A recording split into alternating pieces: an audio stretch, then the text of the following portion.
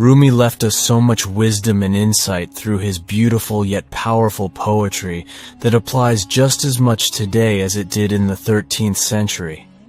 A Persian poet, Islamic scholar, theologian, and spiritual teacher, Rumi is a best-selling poet in the world and gave us a unique perspective about the universe and life that we can all take something from. Let's hear one of the key quotes from Rumi's philosophy, and to know how it can transform and change human lives. Your task is not to seek for love, but merely to seek and find all the barriers within yourself that you have built against it.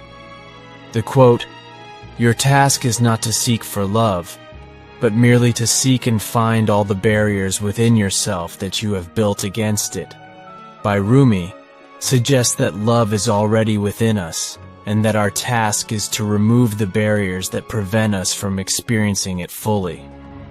This quote can help change human lives by encouraging us to examine the limiting beliefs, fears, and negative thought patterns that prevent us from experiencing love in its fullest form. It reminds us that the search for love is not external, but rather an internal journey of self-discovery and growth.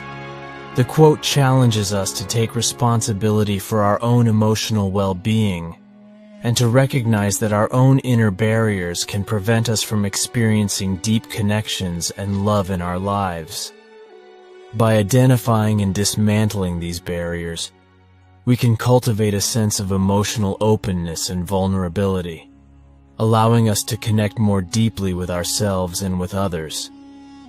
The quote also encourages us to cultivate self-love and self-acceptance, recognizing that we must love and accept ourselves fully before we can experience love from others.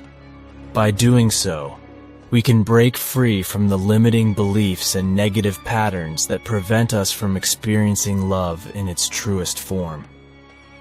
Overall, this quote invites us to embark on a journey of self-exploration and emotional healing, leading to a more authentic and fulfilling experience of love in all areas of our lives.